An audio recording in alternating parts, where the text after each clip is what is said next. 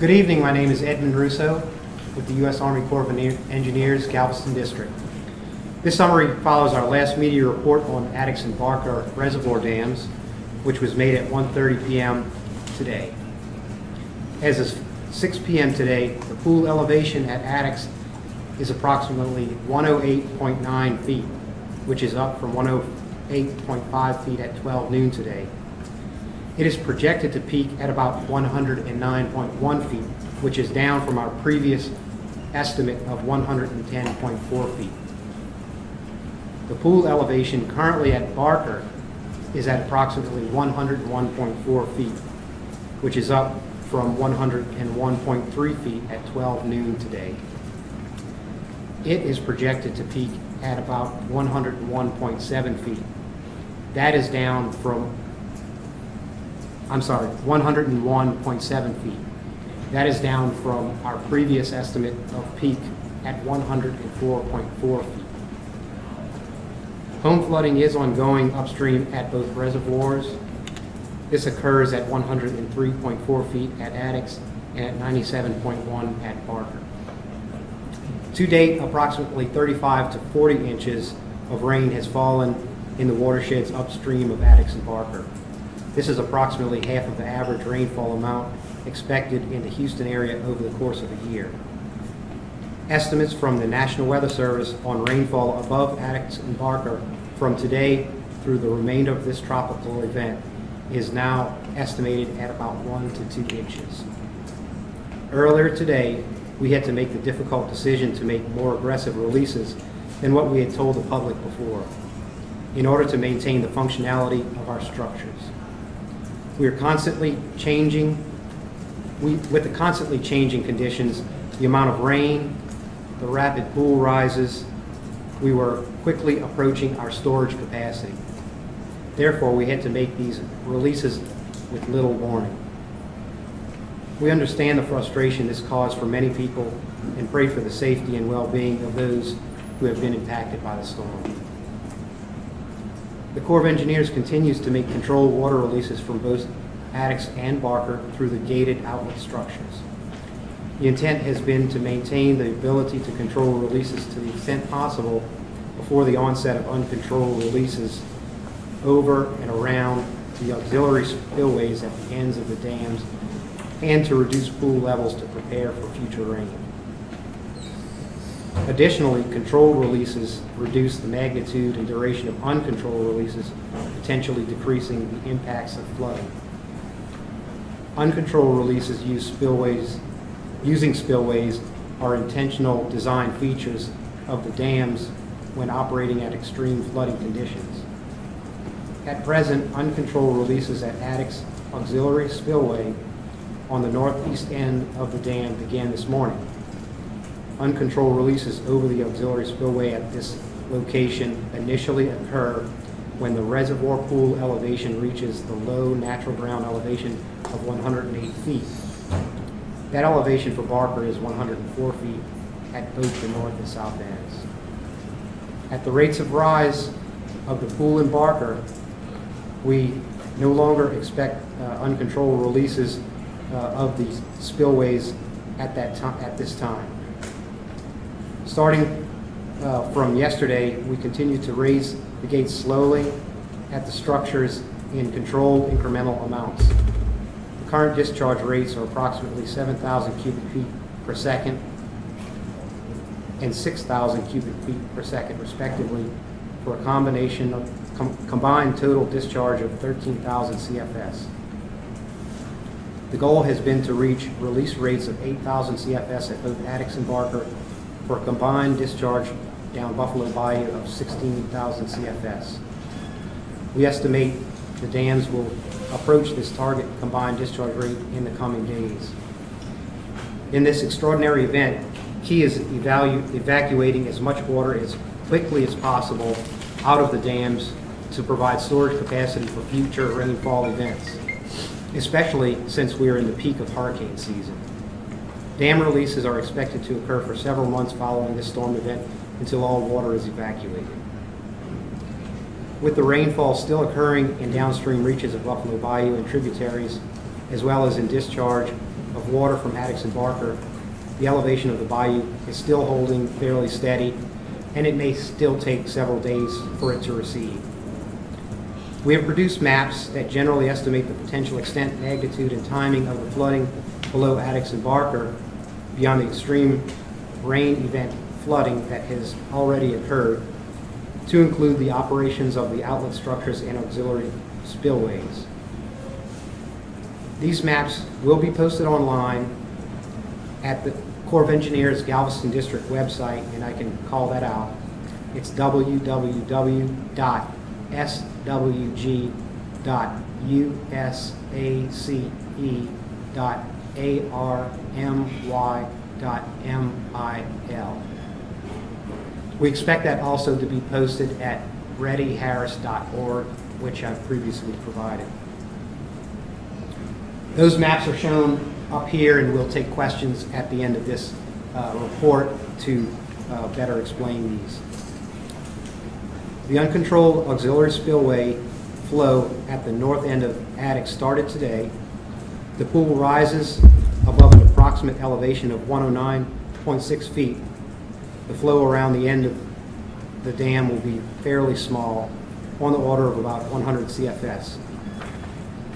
The peak flow is now expected to occur on the 30th of August at a peak elevation of 109.1 feet and at a peak discharge of less than 4,500 CFS, but we don't have that figure today. We'll have to get that for you at our next report. Less than 100 CFS inflows are expected around the end of the dam until the pool elevation would drop to below 108 feet. These flows can still increase flooding potential downstream. The Addicks spillway overflows will migrate toward Buffalo Bayou through the Addicks flood control ditch and along the Beltway 8 corridor crossing I-10. The effect of the spread of water is a mitigating consideration. However, as it enters streets, drainage networks, and with some flow potentially diverting into White Oak Bayou. We will continue modeling to better understand the effect of these inflows on the impact to water levels in Buffalo Bayou. For Barker, uncontrolled spillway overflows, again, are no longer expected to occur. Properties upstream of Addicks and Barker are still experiencing and will experience flooding. A listing of neighborhoods located near the dams that have potential to flood, given the understanding of current and future potential rainfall amounts, is listed at readyharris.org. Throughout the storm event, the Corps of Engineers has had dam safety engineers monitoring the integrity of the Addicks and Barker structures continuously. We have found no problems, but if we did, we have a construction contractor with materials on standby throughout the event to perform emergency repairs as required to maintain structure integrity. Public safety is our #1 concern as we work closely with our partners, the City of Houston, Fort Bend County, Harris County, and the Texas Department of Public Safety as we monitor the dams and reservoirs. Residents adjacent to the reservoirs, both upstream of Addicks and Barker and downstream along Buffalo Bayou, are asked to continue their vigilance because the water in the reservoirs still continue to rise and have significant potential cause of additional flooding impacts. We will continue to monitor and model the situation as new information comes available, and will continue to report on the status of the current conditions and expected conditions. That concludes this report, and I can spend a minute to describe these graphics, or I could take some questions. Before you do that, sure. Your sort of the microphone for the intercom system in here wasn't on. Could you just quickly run through the numbers for those two dams again? Or did they got those up to here? Sure. Can you hear? You can hear okay now? Yeah, you were talking kind of in the podium as well. Oh, I'm sorry. Okay. As of 6 p.m. today, the pool elevation at Addicks is approximately 108.9 feet, which is up from 108.5 at 12 noon. Right. It is projected to peak at about 109.1 feet. That is down from our previous prediction of a peak of 110.4 feet. The pool elevation currently at Barker is approximately 101.4 feet, which is up from 101.3 feet at 12 noon today. It is projected to peak at about 101.7 feet, which is down from 104.4 feet previously. And the flows for both dams combined? Okay. Currently, we're at 13,000 CFS. Okay. And you guys are aiming for 16,000 now? We are. We're carefully monitoring the achievement of these incremental discharges, and the goal is 8,000 CFS per structure for a total of 16,000. And the overflow, the max overflow CFS now for Addicks. Addicks? It's down from 4,500 CFS. I don't have that figure. Okay, but down significantly? I don't know how significantly, but it's down by a foot in elevation of almost 2 feet. So it could be somewhere around half. We just have to. Has that moved the peak at all? The peak time did move, I believe, up to the 30th of August. 30th of August. Yeah. Okay, thank you. Sure. Yes. Can you tell me again what CSS is? Cubic feet per second of discharge flow.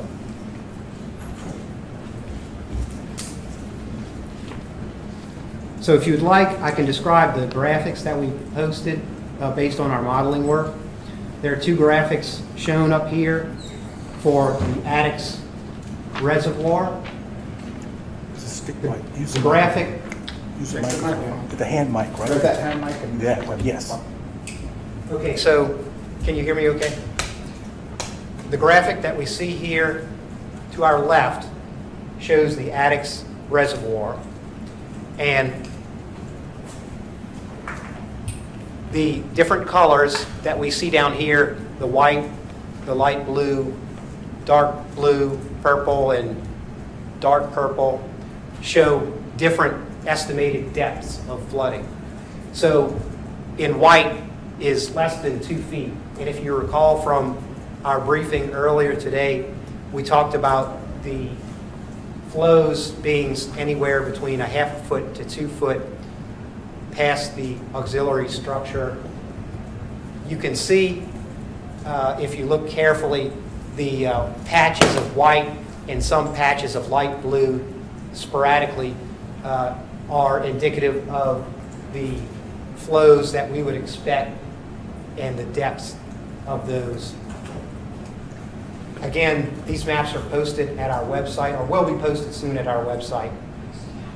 So this gives you the extent and the depths. This graphic over here shows the timing of the inundation. And so these different colors show that, for example, the yellow is the 29th of August, the purple is the 30th of August, and so on. The green is the 31st, the dark blue is September 1st. Really what you can tell from this graphic is that on the 29th, we're seeing lots of aerial extent of homes being inundated. Then the dark purple on August 30th shows an additional amount of homes that would see inundation. You can see from this graphic there's very little to no dark green. So our belief from the modeling and the inputs to that modeling up to this time would indicate that by the 30th of August, we will have seen the major extent of the occurrence of these inundations. Now, again, these graphics, and there are notes down in the bottom, these graphics are for the previous water levels that we told you from midday. So these we feel are perhaps conservative figures. We certainly hope so. and would be indicative of these previous water levels, the ones that we mentioned, the peak flow of peak elevation of 110.4. Again, that's down to 109.1 at its peak. So if we just, put it bluntly, this is really good news. What's driving these dramatic declines in the amount of water you expect to end up in these reservoirs? Well, we have seen from the National Weather Service decreases in the rainfall amounts that have been predicted, which feed directly into the models. And that's very important. You can see that rainfall magnitude, distribution, and duration are very important factors in flooding, inundation, modeling. Those predictions are also very difficult because of the uncertainty in making rainfall predictions. So we work with the information that we get, and we constantly need to keep up with that model. I think this afternoon you were saying you guys expected another, was it 9 inches or so, potentially? Yes, and that's down to 1 to 2. 1 to 2 inches. So That's great news. The sun's come out. Yes. So can you talk about the impact of people who are watching, residents? What does this mean for them? I would say to continue to be vigilant. I would encourage you to go to our website and download the maps. Take a look at where you believe your house may be, or if you have a friend that may need some information, to get it out to a friend, and just be prepared. Whether or not you're in these areas, just have an understanding of where the flood risk potential is, and be prepared for this. We hope that these are conservative maps, that we've seen reductions in the rainfall amounts that are estimated. So again, hopefully we're seeing a little bit of good news there. Can you talk about, with the Barker Dam not seeing any overspill, what kind of, what does that mean for the residents there? It's obviously a good thing. It is, but at 100 to 200 CFS for a short period of time that we were predicting, those are not terribly large flows, so it may not have had an appreciable effect.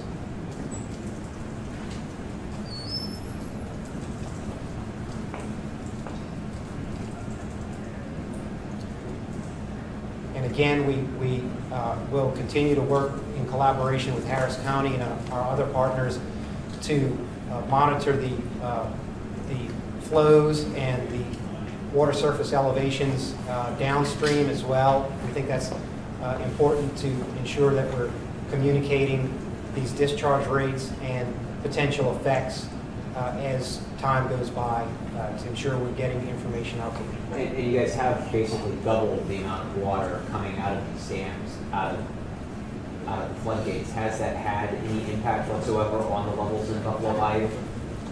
Sure. Well, before you answer that question, since my next question is directed to you, there was concern that the dam was broken, and we got, confirmation that that wasn't in fact true. Could you explain what happened there? We're not certain where that information came from. We've felt like we've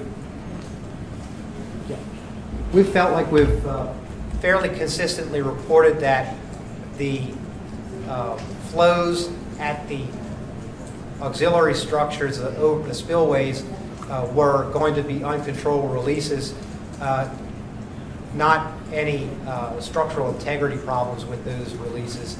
So perhaps I can see where that may be confusing, but those spillways are designed to be overflowed.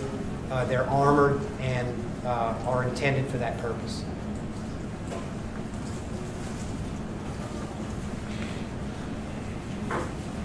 All right, I'm going to address some of the situations we have on Buffalo Bayou, the impacts from the increased releases that have happened. The Buffalo Bayou at Dairy Ashford has risen 1 foot this afternoon, and that has resulted in additional structure flooding along an already flooded Buffalo Bayou. The downstream portion of Buffalo Bayou in the reach from downtown Houston to roughly San Felipe has been receding steadily today. And so conditions along that portion of the bayou are improving. This is due to the fact that the rainfall runoff from over the weekend has now been able to push itself into the Houston Chip Channel. The increased releases from Addicks and Barker Reservoirs are currently impacting the area from the dams at Highway 6 downstream to Dairy Ashford. And the aerial assessment that the Flood Control District conducted today showed massive amounts of inundation never before seen in that portion of the bayou watershed. Between the reach of Dairy Ashford and Piney Point, we expect that the bayou will rise a half a foot to a foot tonight, and this is in response to the increased releases from the reservoirs. However, the reductions in the amount of inflow coming in due to the lack of rainfall may help to mitigate some of those rises. So this is a very complicated scenario where you have water coming into the bayou, draining off from the rainfall over the weekend. That is now starting to fall because we have not had rain in the last 24 hours or so, heavy rain. While at the same time you have increasing water coming from upstream because of the releases from Addicks and Barker. So right now we're going with the more aggressive approach of a half a foot to a foot of rise to make sure we feel that the warning gets out that residents may be impacted and additional flooding may occur. However, optimistically, the additional rise may be mitigated by the fall in the bayou that is happening due to the lack of rainfall runoff right now. From Piney Point downstream to downtown Houston, we do not expect any significant rise in the bayou. And that is because the water surface elevation in that portion of the bayou has fallen enough today that we don't expect the upstream increases to have that big of an effect. Additionally, the bayou's capacity increases as you move downstream. Another important point to make on Buffalo Bayou. Buffalo Bayou is a sandy, natural channel. And with the massive amounts of flow that have been going down that channel since Saturday evening, there is potential for significant amounts of erosion and potential failures of the bank of the bayou. And this is particularly important for those residents who live along the bayou bank and may have structures that have been built on the side of the bayou.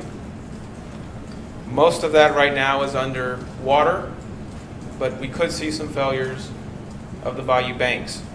And what I mean by the bayou banks, some sloughing, some of the sand giving away, some of the vegetation given away. I'm not talking about large sections of the bayou falling off. This is immediately right along the bank of the bayou. I'll speak a little bit about the upstream situation on Addicks and Barker. We do have water in homes. The aerial assessment confirmed that. The depth of water in homes varies anywhere from 3 to 5 feet in the lowest sections near the reservoir, up to a few inches in the higher sections. With the reduction of the pool elevation forecast to around 109 feet, there is the potential for less flooding of structures now in the upstream portion of the Addicks pool. The same thing for the Barker pool. The overflow spillway on the north side of the reservoir, we have had Flood Control District teams out there today, along with Corps of Engineers teams looking at this section. Water is trickling, if you will, or moving across this at a small rate right now. And what we have found is that the water is seeking the lowest ground in the area and filling that lowest ground. So anywhere where there is a depression a detention basin, a low parking lot, a roadside ditch. That's where the water is running to right now. That has helped to keep it out of some of these subdivision streets and homes in that spillway overflow zone. However, the water is deep at the location of Eldridge Parkway and Tanner Road, and there is overflow water on the road at Tanner and Ginger Ponds. The additional amounts of overflow that will be coming across the spillway will continue to fill these areas tonight. However, the reduction of the pool elevation in the reservoir areas in that spillway zone will likely help to mitigate some of the structure flooding that was previously expected in that area. So that's good news. The complicated factor here with the flow of where the overflow is going to go is extremely complex. And honestly, we do not have a good idea of how it's going to be handled. We're just not sure. The water will likely head east at some point, possibly entering into underground drainage systems and flood control district drainage ditches. And there is the possibility that some of the flow, especially since we're not expecting as much as we were earlier, may be able to be handled by those systems. If not, the primary conveyance of the flow will likely be the street system. And as the Corps of Engineers indicated, the majority of this flow will go down along the west side of the Beltway between the dam and the Beltway. Brittmore Road runs directly in the middle of that from Tanner down to I-10. At I-10, the majority of this flow will go into the underpass near the city center and then go into Rummel Creek on the west side of Beltway 8 and flow into Buffalo Bayou. Right now, currently, at the current elevations, we have an estimated 3,000 homes inundated in the pool elevation of Addicks Reservoir. And on Barker Reservoir, we have an estimated 700 homes inundated. And again, that inundation depth varies from significantly deep to maybe a few inches on the western fringe. I also wanted to talk about the situation on our levees. At the Inverness Forest levee, based on the current forecast, Cypress Creek is expected to be high in potentially dangerous levels for the next 24 hours. The creek needs to lower to a point where the pressure on an already stressed levee can be relieved to safely allow citizens to move back into their homes. The rate of fall for Cypress Creek and the levee is being monitored by the Harris County Flood Control District to determine if the rate of fall changes. At this time, the Flood Control District and the Inverness Forest Improvement District recommend that residents remain away from their homes and the neighborhood until 6 p.m. Wednesday. So we do not want residents returning to the Inverness Forest subdivision until 6 p.m. tomorrow. The reason why is that there has been a lot of water and pressure against that levee now for over 24 hours, and there will continue to be a lot of pressure against that levee. Now, at this time, there has not been any indication of any structural deficiency of the levee. But when you put that much pressure and water against something, you want to make sure that everything is going to be okay before you let people back in. The situation at the Northgate levee in the northern part of the county on Spring Creek is much, much better. While the evacuation order has not been lifted, Spring Creek is falling rapidly, and we suspect that we will be able to lift that evacuation order sometime tomorrow, probably early in the day. There is no damage to the levee that we know of at this time, and as the pressure decreases on the levee, the possibility of failure is going down. One other thing that I want to mention, and we have talked about this before, is that we are starting to see failures in several locations in infrastructure because of the long duration inundation that is happening. So you can imagine with a river system flowing at 375,000 cubic feet per second. That puts a lot of pressure against bridges and pipelines, railroad tracks, structures in the river. Several of our flood warning system gauges, how we monitor the levels in our channels, along with the USGS, have failed. Right now we have 10 gauges that have failed. They have been flooded. One of the gauges that was flooded was on Barker Reservoir. The USGS deployed a team today to establish a temporary gauge so that we could get pool elevations on the reservoir. During the time that the gauge was down, the Corps of Engineers was manually reading staff gauges to determine the elevation of the pool. So at no time did we not know the elevation of the pool. On Addicks Reservoir, we are concerned that we might lose that gauge also. So the USGS is also installing a temporary gauge just in case as a backup. This afternoon, the gauge on the west fork of the San Jacinto River at Highway 59 was destroyed. So we do not have any idea at this point if the west fork of the San Jacinto River continues to rise or is falling. We are utilizing the upstream gauge at Highway 99 at Porter, and the elevation at that location has begun to fall. So we do believe that the west fork of the San Jacinto River will be in a recession starting later tonight.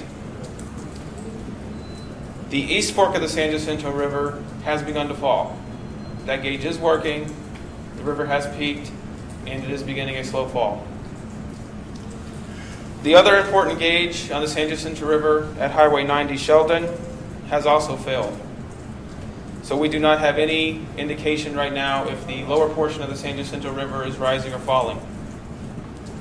The river has overtopped I-10, as we were thinking it would, and there is a large amount of flow passing through that section of the river. Based on forecasts from the River Forecast Center, both the West Fork and the lower portion of the San Jacinto River should crest sometime tonight and begin a slow recession tomorrow.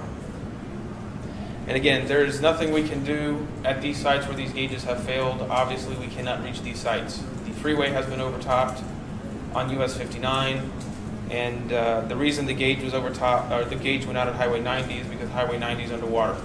So we cannot even get to these locations. We have an additional 12 gauges across the county that may be providing incorrect information. We feel that the water level devices that measure these locations have probably been damaged during the flow, and so they may not be providing accurate information. And I know a lot of people look at this site, and that's why I wanted to get it out there.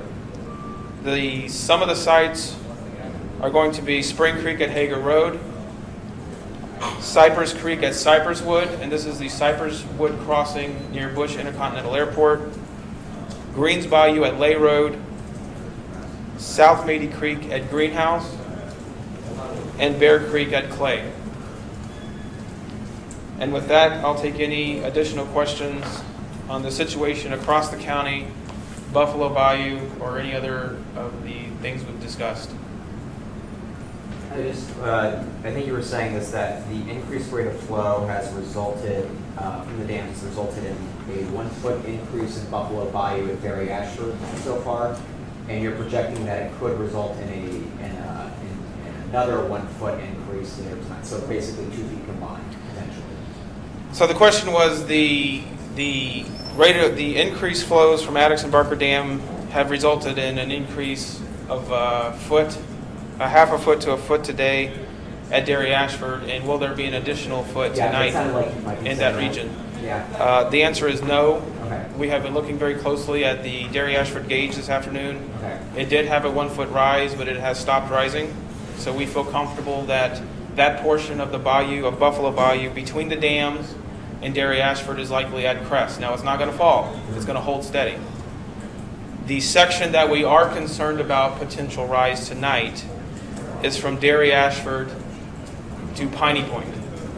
And is that 1 foot sort of spreading further downstream? Yes, that is that upstream 1 foot rise moving downstream from Dairy Ashford to Piney Point, and that includes areas like the West Belt, Willcrest, and others in that section. The residents in that section of the bayou need to be prepared for rising water and additional structure flooding. Do you have any information regarding the levee at the Omni Hotel may have been breached?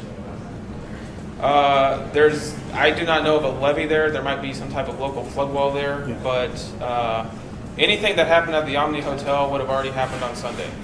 The bayou at that location is down significantly from a record level, so anything that happened there happened already earlier in the weekend, or later in the weekend. What other message do you have to residents who are watching right now? So the question was, what other recommendations do I have for residents watching right now? For the first time probably since Saturday night, we are starting to see a glimmer of hope in what has happened. We are seeing recessions now in some of our watersheds. We are seeing water receding from areas, even away from our watersheds. While some of the watersheds continue to rise, the rises are not going to be significant. We're talking maximum 1 to 2 feet in some locations. Things are going to be getting better. They have gotten slightly better today. Tomorrow will be better. But I caution that due to the massive volume of water that has been dropped, it is going to take time for all this water to get out of here. And we are probably looking at least another 2 to 3 days where we will have flooding impacts across Harris County that's impacted the roadways, bridges, and structures. Notwithstanding the Addicks and Barker Reservoirs. That is a situation that is going to go on for the next several weeks and months. But for the rest of the county that is draining out, a lot of these impacts will begin to fall, and probably by Thursday and Friday, a lot of these areas will be lower. And I'd also like to mention 2 other watersheds. The Cedar Bayou in the eastern part of the county, there has been devastating flooding along that channel. And there is still significant flooding along Clear Creek. That's the southern part of the county, the border against Brazoria County and Galveston County. Those watersheds are beginning to crest and fall, but Clear Creek is a very slow falling watershed, and so it is going to take time for that water to get out of there. And with that, we will plan to have another briefing tomorrow morning around 8 a.m. Thank you.